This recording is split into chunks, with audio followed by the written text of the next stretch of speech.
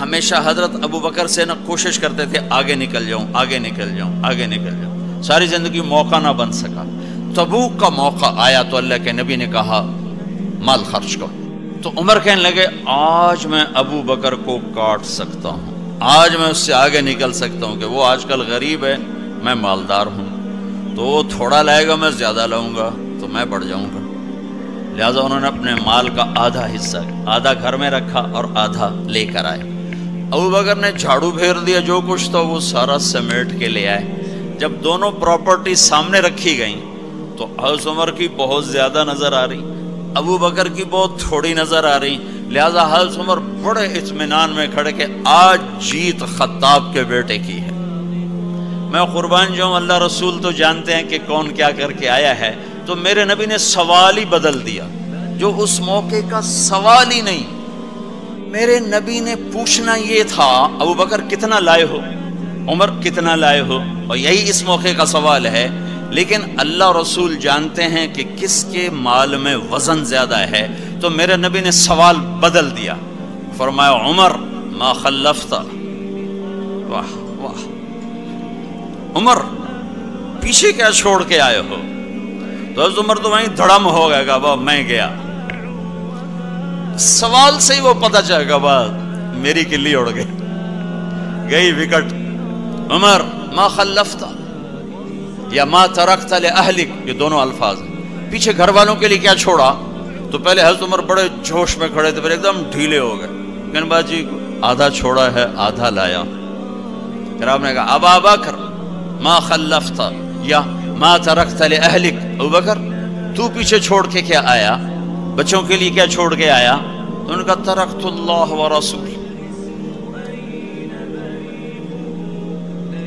میں تو اللہ اس کے رسول کو چھوڑ کے آیا ہوں، باقی سب کچھ لے آیا۔ تو اس پر عمر کہنے لگے ابو بکر میں نہیں تجھ سے آگے بڑھ سکتا، کوئی بھی تجھ سے آگے نہیں بڑھ سکتا۔ اور اگلی سنو،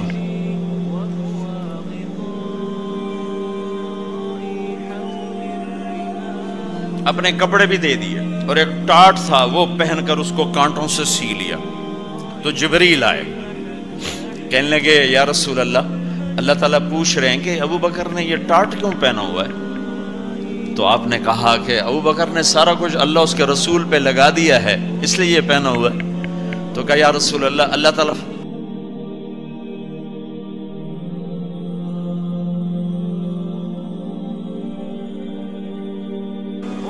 تعالیٰ فرما رہے ہیں ابو بکر سے پوچھو مجھ سے راضی تو ہے، مجھ سے راضی تو ہے، اس فقر میں مجھ سے راضی ہے؟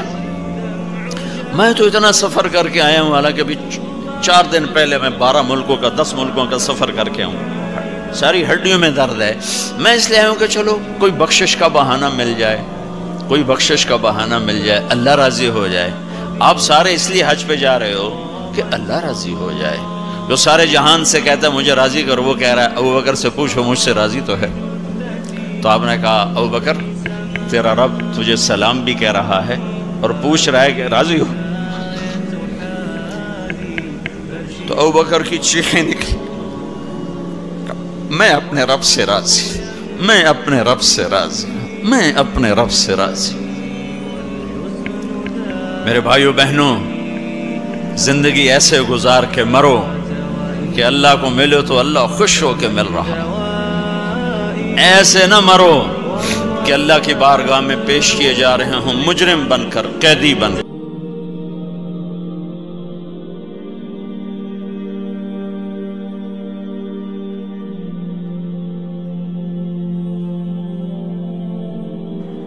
ایک صحابی آئے، یا رسول اللہ مجھے موت سے ڈر لگتا ہے۔ آپ نے فرمایا تیرے پاس کوئی پیسے ہیں؟ کہ جی ہیں۔ کہا وہ اللہ کے نام پہ خرچ کر دے، موت کا ڈر نکل جائے گا کہ جہاں آدمی کا مال جاتا ہے وہیں اس کا دل بھی چلے۔ दरवाज़ा ऐसा खुला रखा है, ना कोई अदद की कैद है, ना कोई उम्र की कैद है। ना ये कहता है 1000 दफ़ा तोड़ दी तो फिर कबूल ना होगी, ना ये कहता है 60 साल उम्र गुजर गई तो फिर तौबा कबूल ना होगी, बल्कि कहता मालम युगरगर, जब तक तेरे गले का सांस बाकी है तेरी तौबा का इंतजार रहेगा। और फिर साथ ये कहता है कि तो इतने गुनाह करके ज़मीन से उठाकर आसमान की छत को लगा दे, फिर एक दफ़ा कह दे या अल्लाह माफ़ कर, तो मैं सारे ही माफ़ कर दूंगा, वला उबाले, मुझे परवाह भी नहीं होगी, परवाह भी नहीं होगी। मेरा एक शागिर्द है कराची में, उसके एक मस्जिद के साथ एक औरत थी, वो लड़कियां सप्लाई करती थी। किस कदर बदतरीन काम। उसने मेरे शागिर्द ने उस औरत के बेटे से दोस्ती लगाई और उसको मेरे बयान की केसट दे दी। उसने कहा ये सुन लेना। उसने घर में जाके लगा ली। उसकी माँ काम करते हुए चलते फिरते सुन रही, कानों में आवाज पड़ रही। थोड़ी देर के बाद वो आ गई, कहने लगी मुझे भी सुना। तो उसने सुनी, फिर कहने लगी दोबारा सुनो, फिर दोबारा सुनी, फिर कहने लगी एक दफा और सुना, फिर एक दफा और सुनी। कहने लगे ये कौन है? का पता नहीं कौन है। कि किसने दी? कि ये मौलवी साहब जो मस्जिद का उसने दी। तो उसने बेटे को लिया और मस्जिद के दरवाजे पर आके, लोग तरावी पढ़ के निकल रहे थे, उन्होंने कहा मैं यहाँ के इमाम से मिलना चाहती हूँ। तो आ गया, अमजद नाम है उसका। कहा मौलवी साहब ये केसट आपने दी है? कहा जी। ये कौन है? कहा मेरा उस्ताद है। क्या नाम है? तारिक जमील। कहा इसने कहा है कि जितने भी गुनाह करो तौबा करो तो कबूल हो जाती है, तो मेरी तौबा कबूल हो सकती है? तुम्हें तो पता मैं क्या करती हूँ। कहा बेबी तौबा तो सबकी कबूल है। कहा अच्छा फिर मैं तुम्हें गवाह बनाती हूँ, मेरी तौबा, मेरी तौबा। और अगले दिन मस्जिद में आना शुरू कर दिया तरावी में, और दुआ करे या अल्लाह अगर मेरी तौबा कबूल है तो मुझे उठा ले, अगर मेरी तौबा कबूल है तो मुझे उठा ले, अगर मेरी तौबा कबूल है तो। जोर जोर से दुआ करती औरतों के उसमें, जिधर औरतें नमाज पढ़ती थी। 29 की रात सजदे में अल्लाह ने उसको मौत दी थी। सारी जिंदगी लड़कियां सप्लाई की और मौत आई राबिया बसरी जैसी। तौबा ऐसी चीज। मैं नवाबशाह में था तो एक वडेरों को जमा गया। वडेरे मस्जिद में तो आ नहीं सकते, सिंधी वडेरे, तो हमने एक वडेरे साईं के घर में ही बयान रख दिया।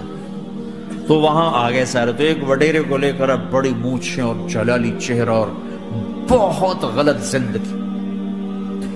मैंने बयान किया, वो बयान में रोता रहा। जब मैंने कहा हाँ भाई तौबा, मैं हर बयान में ये करता हूं कोशिश, शायद कोई एक आदमी मेरे जरिए से तौबा कर जाए तो मेरी बख्शिश का सामान बन जाए। तो उसने जोर से कहा अल्लाह सही तौबा, अल्लाह सही तौबा, अल्लाह सही तौबा। सारी जिंदगी की गफलतें थी। घर गया और ये जोहर पे बयान खत्म हुआ है और मगरिब पे उसकी मौत वाक़या हो गई। सारी जिंदगी गुनाहों में गुजार के वो गया जन्नत में। कि तौबा तहदिमु मा कान क़ब्लहा, कि तौबा हर गुनाह धो देती। दौड़ो अल्लाह की तरफ, दौड़ो अल्लाह की तरफ, झुको अल्लाह के सामने, मांगो अपने अल्लाह से जिसके खजाने खत्म नहीं होते। मुझसे क्या मांगोगे? जिसको अल्लाह ने अपने पास बुला लिया उससे क्या मांगोगे? उससे मांगो जो सबको मौत देता है और मौत से पाक है, सबको खिलाता है और खाने से पाक है, सबको देता है और लेने से पाक है, जिसको देने के लिए कहीं से